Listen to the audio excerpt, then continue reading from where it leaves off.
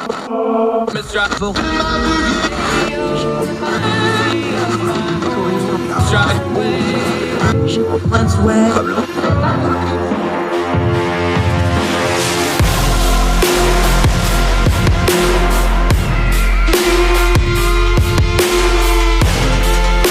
host, Andrew Donaldson. This is Heard Tell. Welcome back to Heard Tell Show. It is July the 4th, Independence Day in America. Hope you and yours are well wherever you are across the street and around the world. If you're not American, celebrate anyway. Have a hot dog on us. We'll let you. You can be honorary for one day. If you can't get here, you can be here in spirit. We love our country. Hope you are celebrating this July the 4th with your family and loved ones and are enjoying it. Hope you have a great weekend on this holiday Monday. I'm Andrew Donaldson. Thank you so much for joining us on Heard Tell. We're going to talk about the 4th of July today here in just a minute. Also, cool story. One of our founding fathers, Alexander Hamilton, not just the musical version, the real life guy. There's been a long struggle over a letter of his that was stolen. It's been returned. It's gone on display in time for the 4th of July. We'll talk about that in just a little bit. Also, we have to go overseas. A story we've been covering since the beginning of the war in Ukraine when Russia and Putin invaded that country. We said there was going to be catastrophic worldwide consequences to food, and it's here. Washington Post story. We're going to go over to Africa, Somalia, and some adjacent countries. The absolute horrific famine that is falling upon that land because of that. We'll cover that in just a little bit. Also, we always end on a good note. What's more American than baseball? Well, youth baseball. And youth baseball's for some very special kids and adults that face challenges, but get to enjoy the game. Also, one of the best sports pictures I've ever seen in my life. We'll cover that in our end of the show segment. We always try to end on a good note here on Heard Tell. And it is becoming a tradition. We did it last 4th of July. He's back again this 4th of July. Our buddy Ben Harris from over in the UK. A little tongue in cheek. We're going to talk to one of our British buddies on July the 4th, but we're going to talk about the good stuff other than some little good natured joking about them being 0-2 against us. Ben's a really smart guy. He works in Parliament for an MP, knows what's going on. He's also written extensively. He did his schoolwork on the special relationship between our two countries. It's a cool way to look at the 4th of July. We did it last year, doing it again this year, talking some of the cross-pollination, how our medias have become a little bit more like each other, how our country went from revolution to being very, very good friends and allies over many, many years. Also going to talk about part of that relationship, the World War II generation that's passing off the scene, some of the things we've been covering here. The way he brought up an excellent point I didn't think of is that the end of that era for them is going to be the Queen herself. He'll talk about that. Ben Harris on the program today. Don't miss that. But let's start with the 4th of July. Every year we do this, but this year it seems to be a little more prevalent than usual. We have this run of the political class, the chattering class, the commentariat, and the people that are way too online. And I say that because I am one of them, who started on this thing of, well, should we even be celebrating the 4th of July? Or I'm not celebrating the 4th of July. Or what does the 4th of July mean to me? Or it doesn't mean anything to me because of X, Y, and Z politics and policies and whatever's going on in the news. I get all that. One of the great parts about being an American is you get to say whatever you want about America because you have that freedom. If you don't like it, you can trash it. We have these freedom of speech things. So even if you don't like the country that provides you that ability to have that speech, you can say pretty much whatever you want about it. God bless America. So a lot of people are doing that online. I'm not going to argue with them. I'm not here to change hearts and minds. We're just here to talk and turn down the noise of the news cycle. I suspect that's more of a minority than what is portrayed in our news media, because the news media is a business model and they need you to click on things and you either agree with that, or more predominantly, people get outraged by it and click on it and they respond and interact with it with, a wave of fighting back. There's also other things. I understand we have ugly things in our history. I understand we have ugly things going on right now. America is a big, diverse, complicated country. There's never been a time where all Americans agreed on anything. And there's been times where we've really disagreed on really important things. We've fought civil wars. We've had civil rights movements. We've had civil unrest. We've gotten through some really ugly stuff over some really important issues. And we have really important issues going on right now. So how do we talk about unity? Because it's fair to point out, people say, well, can't just wave a flag and sing a song and make everything better. No, you can't. At the same time, you also can't just say, well, everything's horrible, so I hate my country and I'm not celebrating anymore. You can do that, but you're not really accomplishing anything. I thought we'd go back into history. Interesting person from the Revolutionary War. See what he has to say about it. He had some grievances himself, and I want you to hear in his own words, very eloquently, how he addressed them. This is from the American Battlefield Monument Commission, battlefields.org. Excellent organization. We talk about them usually on Memorial Day. They manage the cemeteries both domestically, but also the ones abroad, the ones, especially the famous ones in Europe and elsewhere. Great organization. If you ever get a chance to visit any of those places, do so. This is from their website, battlefields.org. We'll link to it in the show notes. American Revolutionary hero you may not know about. His name's Peter Harris. Born in 1753, Peter Harris was a Catawba Indian who served in the Continental Army during the American Revolution. Now, he was raised near present-day Fort Mill, South Carolina, and a smallpox epidemic descended on his village and the surrounding area when he was 3 years old, wiping out half of his tribe and almost all of his family, killing his parents. He remained in the village for a few more years until he was taken in by Thomas Spratt, a nearby farmer and close friend of the tribe. As the Revolutionary War came to fruition, members of the Catawba tribe allied themselves with the Patriot cause and supported local South Carolina and Georgia militias. While the Indians respected the colonists' fight for independence, some supported the Patriots to oppose the Cherokees, who were aligned with the British and their dominance in northern Georgia and western South Carolina. Either which way, in June of 1777, Harris enlisted as a private in the battalion of Georgia Minutemen to fight for American independence. 2 years later, he was in Captain Oliver Tow's company of the Carolina Regiment, where he served until he was gravely wounded at the Battle of Stono Ferry. After recovering from his wounds, he returned to active service, joining General Thomas Sumter's militia brigade. With this brigade, he fought many battles, including Rocky Mount, Hanging Rock, and Blackstock Farm. In recognition of his service, Peter Harris received a 200-acre land bounty grant on Fishing Creek in Chester County, South Carolina in 1794. 25 years later, in 1822, now elderly and infirmed, he petitioned the state of South Carolina for a pension, writing them, and these are his own words. I want you to listen carefully to this man's words as he wrote them to the South Carolina government and legislator trying to get a pension for his Revolutionary War service. And I want to listen to them in the context of these folks who debate how to celebrate the 4th of July. I think it's interesting perspective. These are the words of Peter Harris to the councils of South Carolina. In the war for independence, I am one of the lingering embers of an almost extinguished race. Our graves will soon be our only habitations. I am one of the few stalks that still remain in the field where the tempest of the Revolution passed. I fought against the British for your sake. The British have now disappeared, and you are free, yet from me the British took nothing, nor did I gain anything from their disappearing in defeat. I pursued the deer for my subsistence, and the deer are disappearing, and I must starve. God ordained me for the forest, and my ambition is the shade, but the strength of my arm decays, and my feet fail in the chase. The hand which fought for your liberty is now open for your relief. In my youth, I bled in battle, that you might be independent. Let not my heart in my old age bleed for the want of your commiseration.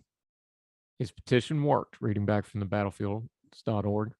And the South Carolina state legislature granted Harris a pension of $60 a year on December 1822, almost exactly a year before he died. When he passed away in 1823, he was buried in the Spratt family burial ground, his adopted family, in Fort Mill, South Carolina. By his own request, his tombstone reads, "The body of Peter Harris, a Catawba Indian, by his request was buried here in 1823. A patriot that fought for us, although he had a perspective different than what many of us would have about the revolution. I wonder if maybe his words will shed some light on how people feel about this big, complicated, often messy, but still the last best hope of free people everywhere on the face of the earth in this day and age, America." I want to read that last line one more time for you. In my youth, I bled in battle that you might be independent. Let not my heart in my old age bleed for the want of your commiseration. I wonder if we were to personify our nation, or Lady Liberty, or Uncle Sam, or however else you want to put it. I wonder if you talk to our nation as a whole, looking back over its almost 250-year history now, our country isn't saying the same thing. In its old age, still young for a country, we should not let our country's heart, what makes America great, what makes its people great, what makes us the greatest experiment in a free people self-governing in the history of humanity, bleed for lack of our commiseration. I hope you have a good 4th of July. Don't forget how we got it and how close we are always to not having it anymore. More Heard Tell right after this.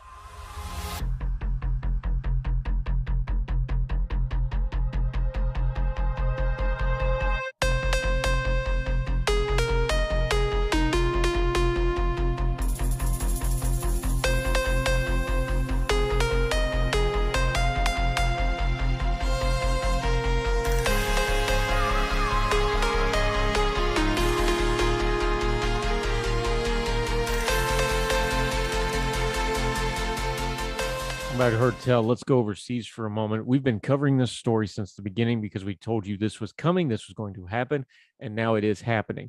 Let's go to the Washington Post. We go overseas to Africa, Somalia particularly, but the other countries in that general area. Unlike previous hunger calamities, reading from the Washington Post here, this one is exacerbated by a conflict 3,000 miles away. Russia's invasion of Ukraine is fueling starvation in Somalia and other nations, abetting death, sickness, the disintegration of families, and the loss of livelihoods far from the war's front lines. Before the invasion, Ukraine and Russia were among the world's top producers and exporters of grains, cooking oils, and fertilizers, and together provided nearly all of Somalia's wheat. The disruption of crude oil from Russia has led to soaring costs for fuel, transportation, and food production. Food prices, already at record levels here because of drought and pandemic, have climbed even higher as Russia continues to block Ukraine's primary export route through the Black Sea.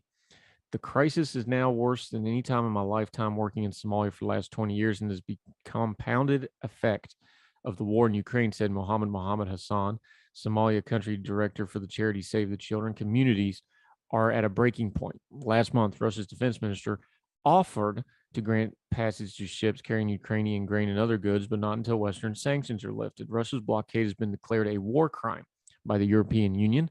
Top policy officials, quote, "You cannot use the hunger of people as a weapon of war," implored Joseph Borrell last week at a meeting of the EU ministers in Luxembourg. That's exactly what they're doing, but anyway. More than 18 million people in Somalia, Ethiopia, and Kenya are now facing acute food insecurity, according to the United Nations. About 7 million of them are Somalis, nearly half the nation's population, with almost 250,000 at risk of imminent starvation. Many communities haven't fully recovered from the last drought in 2017 or the last famine in 2011. The first quarter this year, more than 500,000 Somalis fled their homes in search of food, an outflow of desperation that is rising each day. And Somalia's children are the most vulnerable. The UN Children's Fund, UNICEF, says 1.4 million younger than 5 face acute malnutrition. UN data shows 448 deaths of children in malnutrition centers from January to April. Yet the true number is much higher, the UN said, because many deaths go uncounted. Children are dying in their homes and villages where aid workers fear to go from hunger and related illnesses such as measles and cholera. They're often buried in unmarked graves in the deserts or in the camps for the displaced, especially in that culture where they usually bury the same day that somebody dies. Over 3 days spent between the camps of southern Somalia and the severe malnutrition ward of the hospital in Mogadishu. Washington Post journalists visited the graves of 6 children and learned of the passing of 11 others through interviews with displaced Somalis. None of the deaths had been reported to local authorities. We talked about this when Putin launched this illegal war of aggression, that this was going to have worldwide ramifications. This war is killing a lot of people outside of Ukraine, worldwide, Africa, parts of the Middle East, parts of Southeast Asia. These places depend on these food shortages. Fuel prices are soaring. That means food costs go up anyway. And then when there's a shortage of food on top of it, it becomes catastrophic. We've talked about what's going on in Sri Lanka and other places. The world is a global community. these things have ripples and shockwaves, and people in Africa and other places are paying for the brutality of Vladimir Putin's aggression, greed, and power hungry grab for parts of Ukraine. There's a lot of a body count. This one's not making as much headlines as the one in Ukraine do.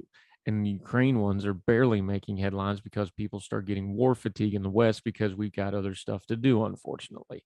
But it's still real for Ukraine. This is going to be a very long, very bloody war. They've already been fighting since 2014, as we've talked about before.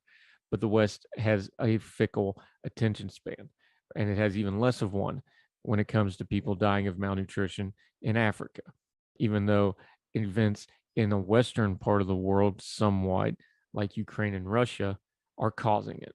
We'll keep talking about it, though, here on Heard Tell, and we'll do more of it right after this.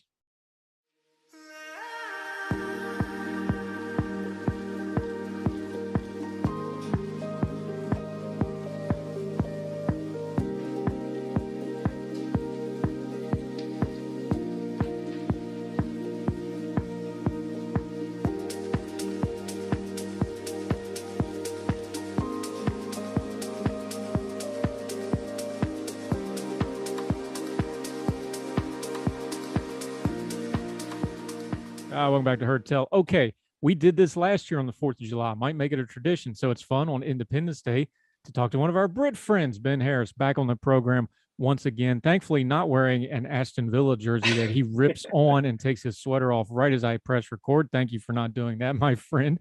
Welcome back to Heard Tell. It's out of season. So is there any such thing for a Villa fan, though? You guys are always hoping for the new day, right? Yeah. Well, it's I mean, it wasn't too bad last season. We had some ups and downs, but this new season starts in about a month and a half now, so it's not a long way. So we made some good signs though, so I'm quietly confident, but we'll see. That'll probably be obliterated by September. Yeah, one nice thing about it, being a soccer football fan is the off season is very short, especially in a World Cup year. It's pretty much non-existent, so that's a good thing. All right, buddy. Well, this year it's I was just to say this year the World Cup is in November, December, so it's really crammed in the middle. It's not usually like that, but it's because it's in Qatar. So yeah, and we're going to be talking plenty about that when that happens. But by the way, we've got England in the first round, I believe, in the group stage. The U.S. I'm looking forward to that. Yeah, so that's going to be. I think I actually might want America to win because I don't actually like the English football team. If it was rugby, I'd support England any day. But football, I have my reasons. See, here we go. The hot takes are coming already. We haven't even dug in yet. Okay, it's the 4th of July. We did this last year. For folks that don't know, you've actually done quite a bit of work. You did your university work on the special relationship between England and America. It's pretty unique in world history. We've had England's got a pretty good relationship with most of what used to be the empire, most of the old colonies. They're allies with almost all of them. Talk about for a minute, though, it is pretty unique in the history of the world what America and Britain has done together in the last, 240 odd years, isn't it? Yeah, I can't think of maybe there is. I'm not an expert in history, but I can't think of any period in history where you've had essentially the world's main superpower peacefully hand over to the next one, which is what we did with the US. I mean, obviously, we were in conflict with the US in the 1700s, early 1800s. But when that handover actually took place, if you could call it a handover, in sort of the late 19th century, early 20th century, it was very peaceful. We were on the same side in the same wars, so it wasn't like right at each other's throats. And usually that doesn't happen. Is it even comparable? And again, we're not history guys; we're just guys that admire each other's countries here. But it is interesting that you had the Pax Britana era of peace and the naval dominance, especially of the Royal Navy, that made worldwide trade as we know it now, the building blocks of that. The Americans been a little different. It's been more economic, of course, militarily in World War II, and we, the Marshall Plan and reset the world order, and then the Cold War. It really is amazing that these two countries, for the last, 350 years, this has been the dominance of the Western part of the world.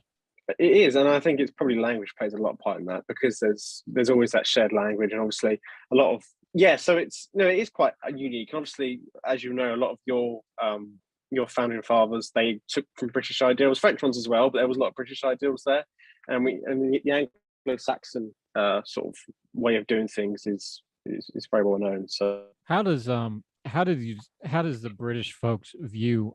We make a big deal out of Independence Day, obviously. technology is such now with Twitter that, they're probably more aware of it and think about it more than they maybe did 10, 15 years ago. Is it just kind of a funny thing? How's it viewed when we really have our Independence Day? There's some good natured joshing, of course, about it. But what is the view of our Independence Day Well, for over there?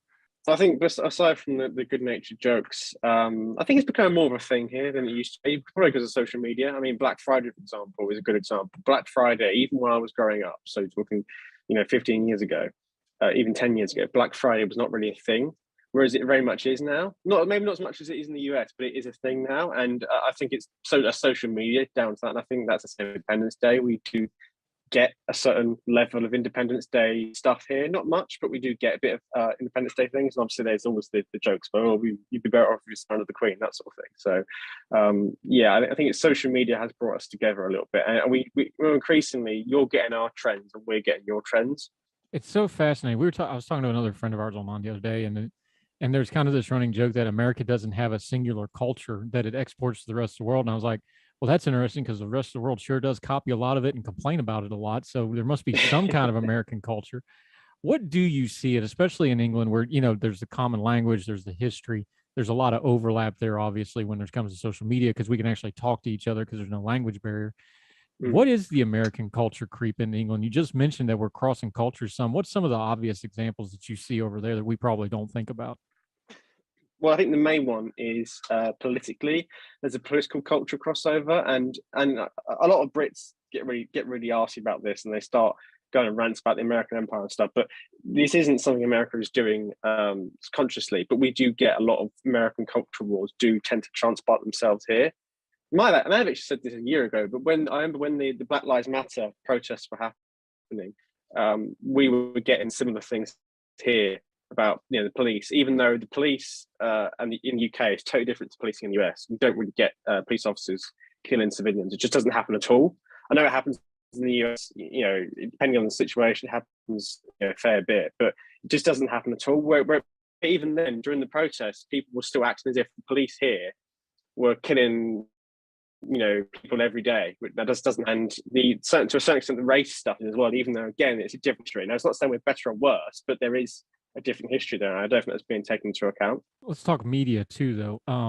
The British press has always had their own flavor of doing things, but I've seen a lot of cross-pollination there lately. Our press has gotten, especially the tabloidish British media, we see a lot more that, our TMZ and things like that are kind of more of that model than traditionally. And I've seen kind of the political media, we're having an explosion, a lot of alternative networks, a lot of alternative news sites in British media. That's more of an American influence, I think.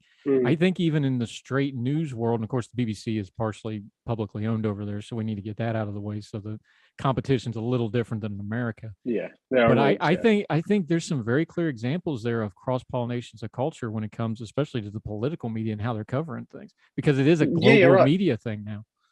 Yeah, the one thing I've noticed actually in the last 5 years especially is the rise of what I would call the monologue. And personally, I don't like the monologue at all. I can't stand it. But you could do a monologue for 10 minutes and I could agree with every single word of it. I still wouldn't like it because people giving these monologues are just broadcasters, and to us, I couldn't care less what they think, left or right or centre or wherever.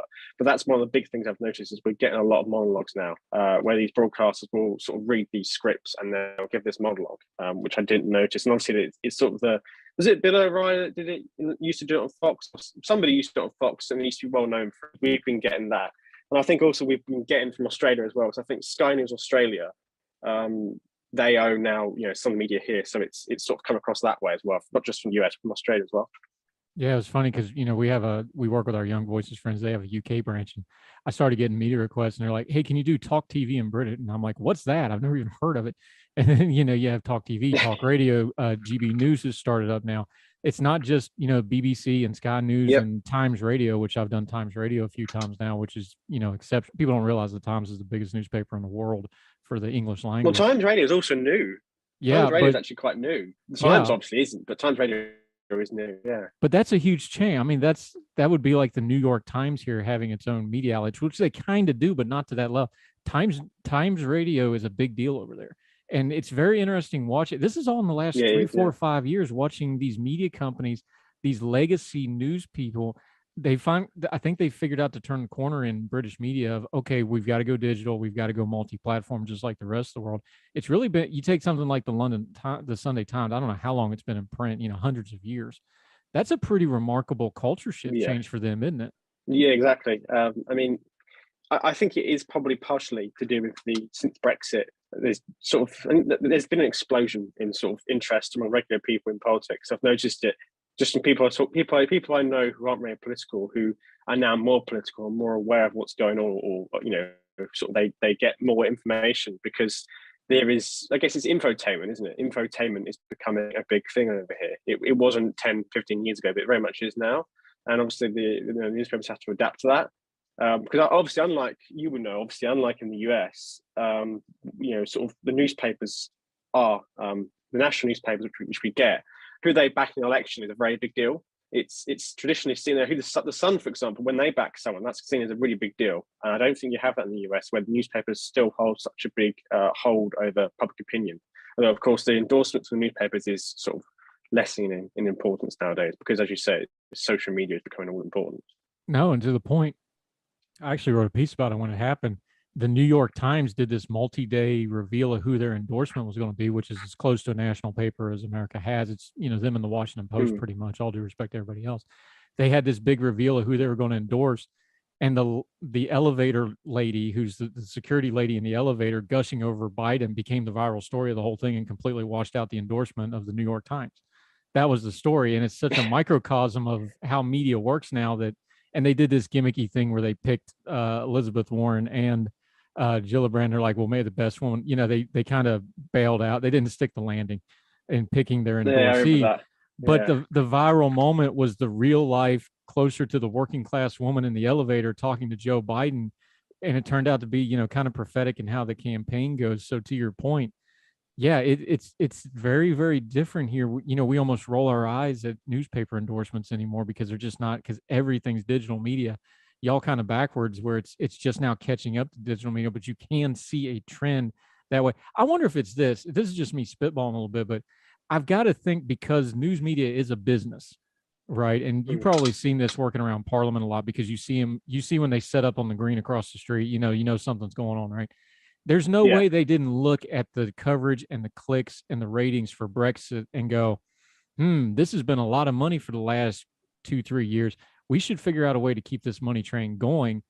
I think Brexit was an eye-opening moment to them on how they're going to cover things business model-wise going forward. It's got to be because they got great ratings for it because everybody was engaged in it. The whole country was very engaged in it. And when that goes away, your ratings go down. I think that has to be part of the media environment now in England, doesn't it?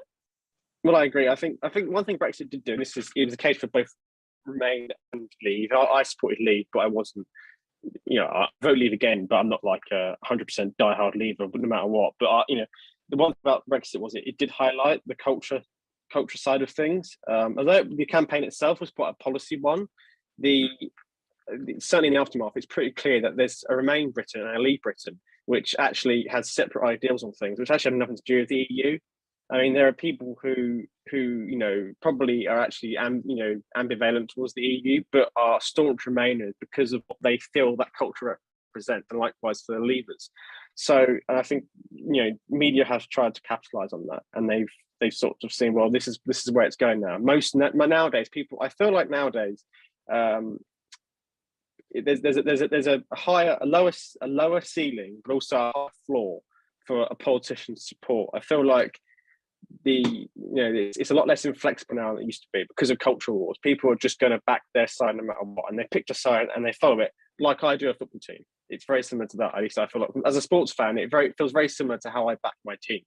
It's this very tribal, well, I'll back on no matter what sort of thing. Yeah, and let's not get into football and backing teams. We'll be here all day.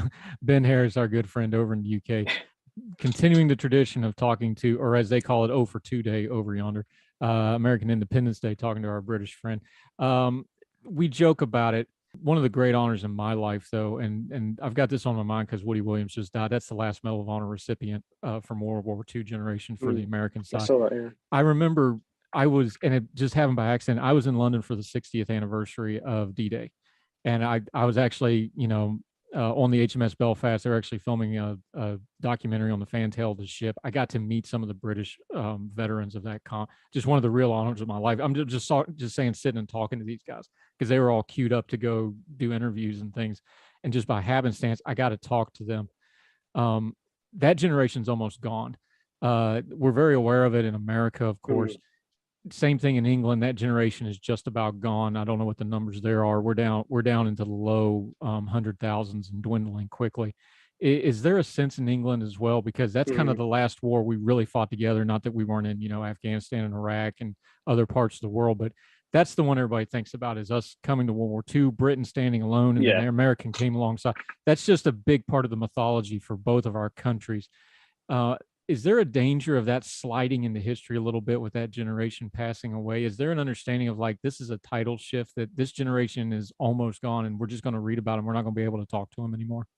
I don't think the special relationship, or whatever you want to call the US-UK relationship, will change much in relation to that. But for one thing I do feel, the one thing that will be the big change is, and hopefully it's not for a few years yet, is when the Queen dies, because that will be, she is seen as sort of the last remaining she actually did serve in World War II to an extent as a mechanic, I think, as a volunteer mechanic. So, and she is seen as sort of the last remaining holdover from that time. So I think when she does go, that will be, and more than anything else, a big thing, because it will signal a sort of changing of the guard. And like you said, the numbers are quickly dwindling. I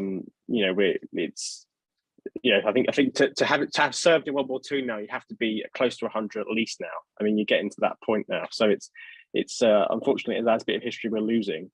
But I think it's the World War II, because it's seen as the last good war, that is still in people's minds. And I think even people who don't even have any family they spoke to who served in the war, so people who don't even have grandparents who are old enough to have served in it, I do think that it still is very much alive today, because we do learn about it a lot in school, and it is driven to us a lot.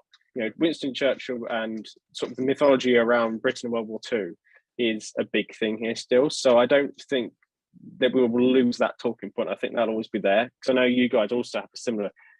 You see World War II as the last good war as well, and it's Korea is forgotten, Vietnam is sort of seen as the bad war, and it's very similar over here in terms of how you see the war, World War II. So I don't think we're going to lose much. Lose much in terms of how we communicate with each other, and of course the experiences that the first-hand experiences that we lose will be impossible to value. Yeah, it's interesting because just in my lifetime, I'm not that old. I just turned 42.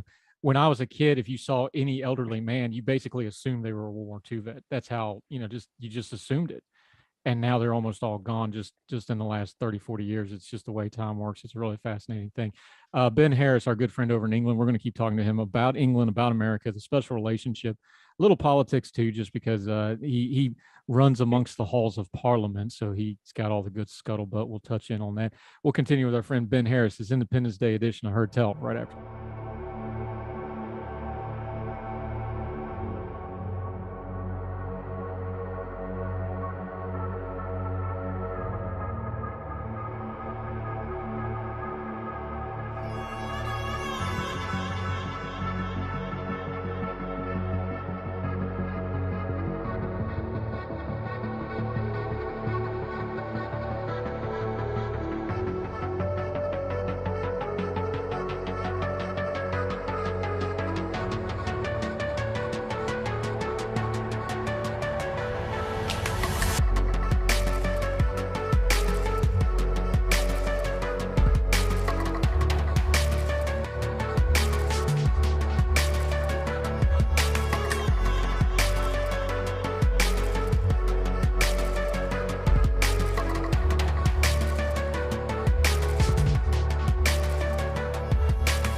We're back on Heard Tell. Ben Harris, our good friend over in the UK.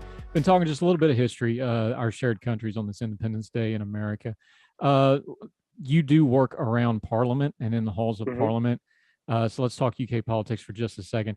Just an outside observer, we've been talking to our UK friends a lot lately because there's a lot of news on it. I'm just going to make the general statement.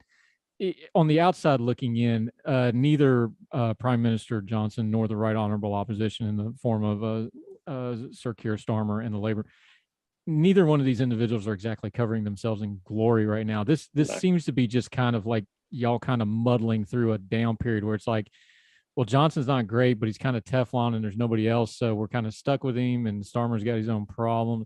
This kind of seems just like a little bit of malaise, this current period in UK politics. Does it feel that way there? Oh, absolutely. Yeah. I mean, it's not just the leaders. I mean, to be fair, he's a big improvement on Corbyn. I'll give him that, but he's very much failing to inspire people. And of That's course, a low Boris bar, Johnson to be has fair. so many personal. Yeah, it is. And then Boris Johnson, of course, has so many personal issues. His problems aren't really policy-wise. They're mainly just in getting things done in government, because the government, it just feels so dysfunctional. And two, is his personal life, which just keeps on intruding onto the job.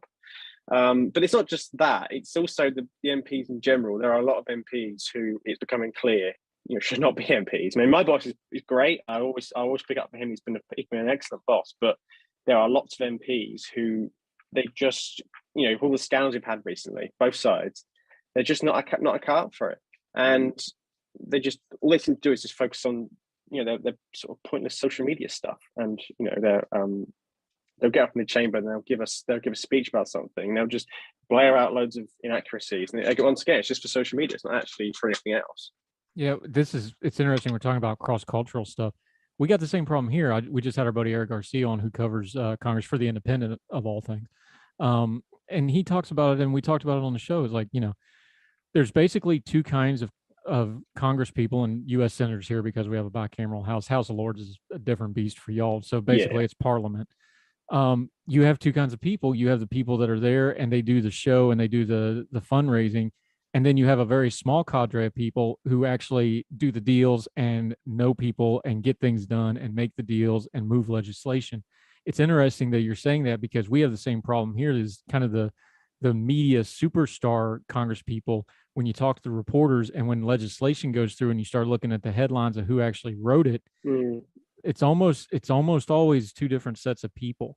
And we've seen that here too. And I think it's social media, because we have the social media superstars who play the public media part of politics, and then you still got the old school ones who go and they actually do the job. It's funny. It just seems to be universal in parliamentary politics, doesn't it? Well, what would say actually is that I think that doesn't have as much effectiveness of how systems work. I know that in the US, the party line is nowhere near as strong as it is here. Here, if you're an MP, you've got to work with the government on pretty much everything, and if you don't, that you're in big trouble. Whereas I know that there, representatives and especially senators do get a bit more independence. So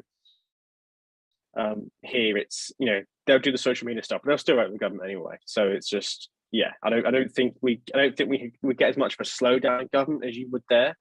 But it does slow things down. It does prevent problems from being resolved. Yeah, it's interesting just how the systems work, because there's good and bad to that we have weaker parties. We all have a two-party system, but you got to remind people, but it's there. It's a great example of this was I was doing some British media when the Uvalde shooting happened, and they're interviewing you because they want the American, and you have to just kind of slow walk them through. It's like with something like gun legislation, which we passed something that was, kind of a middling piece of legislation, but you have to slow walk a UK audience through it because it's so different. It's like, no, Congress can't just pass a law. It's not like Parliament where, with a few legal exceptions, pretty much whatever Parliament says go. Like, that's not how it works here. Like, even if you got it through, there's still judicial review. There's still the executive branch. Like, Congress can't just pass something that's a constitutional amendment through law. And I'm just using that as the example of, it's a whole different mindset when you have Parliament. Something like Brexit could never happen in America, because you'd never get it through, and then it would be tied up in the Supreme Court for 30 years. And y'all got it done in a relatively short period. And you had it through in a relatively short period of time. It's just a very, very different system. It is. But obviously Brexit, we almost didn't get it through. I mean, that really did push it to the breaking point. I remember 2019, 2018, sort of around that time, it was absolute chaos. We had all sorts of norms being busted. And in fairness to Boris Johnson, he's not done much else, but he did manage to put through. But even that was only done through an election. It was essentially but it can be easier to get things done, because obviously we don't have the state government. Counties here, which are equivalent to your state, counties are basically, they don't have much control over anything. Certainly, you can't have different abortion laws between counties, for example. Yeah, and that's going to be a mess for the rest of the year, but let's leave that for another day. All right, Ben Harris, our good friend over in the UK. All right, real quick, the minute we got left here, let folks know where to follow you on social media, because I love following you, even though you hate garlic, which is, a major character flaw, but we'll deal with that. But one quick story from you on why you love America so much, even though you are a Brit. And despite it all, you're a Baltimore Orioles fan for some odd reason I'll never understand. But let people know your social media and tell them, just for our Independence Day, why you love our America so very, very much. Well, I don't know really. I guess I've always consumed American culture since I was a kid, like most people do. I think there's something about that more individualistic mindset that Americans have, which I really have always been drawn to. And they say here, everything is bigger in America, and there is just so much there when it comes to sort of the land, the people. It is, yeah. It's a lot of Brits are quite bitter towards America, but I don't see it that way. I mean, the way I see it, someone's got to do, the world.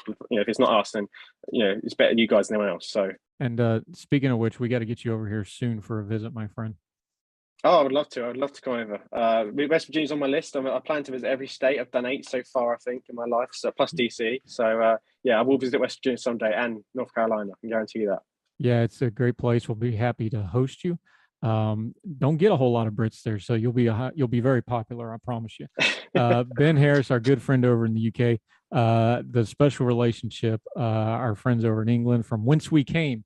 It just took us 2 wars and a couple of years to forgive everybody about it, but we're good friends now. Ben Harris, thank you so much for your time today, sir. Appreciate it. Thank you for having me. Thank you, sir.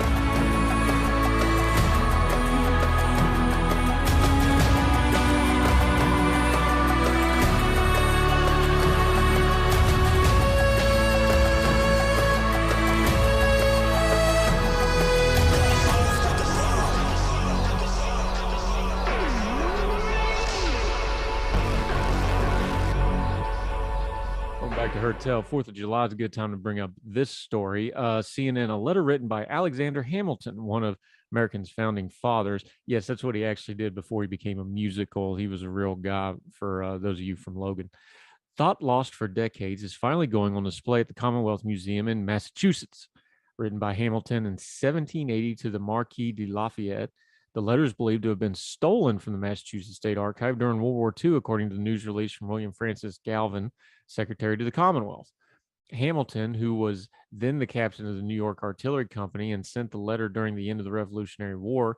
Lafayette, of course, was a French aristocrat who was aiding the Americans in the fight against the British. In the letter, Hamilton warned Lafayette of enemy forces coming to Rhode Island and endangering French troops. An archive employee who stole the letter was arrested in 1950 and found to have sold it along with other documents to rare book dealers, according to the Massachusetts court filing. But in November of 2018, the letter emerged at an auction house in Alexandria, Virginia, before coming into custody of the FBI the following year. If you really, really liked National Treasure, this is some real life stuff here. The Commonwealth Museum, back to CNN. 4th of July exhibit is the first opportunity the public will have to see the letter since it was returned to Massachusetts. The news release said the exhibit also includes original documents from the 18th century, like a letter from John Hancock to the Massachusetts Assembly announcing independence from Great Britain, and a letter from George Washington to the Massachusetts General Court. Copy of the Declaration of Independence. Hamilton has gained renewed attention in recent years because of the pop culture icon due to the massive popularity of the Broadway musical. Trust me, my one kid listened to that thing on a loop for weeks. I know all about it. Anyway, cool 4th of July story. Alexander Hamilton. No, I'm not going to sing about it. His letter is for display in Massachusetts. If you're up there, make sure you go check that out. You can also see it online. They have a digitized copy of it. Cool piece of history. More Heard Tell on this 4th of July right after this.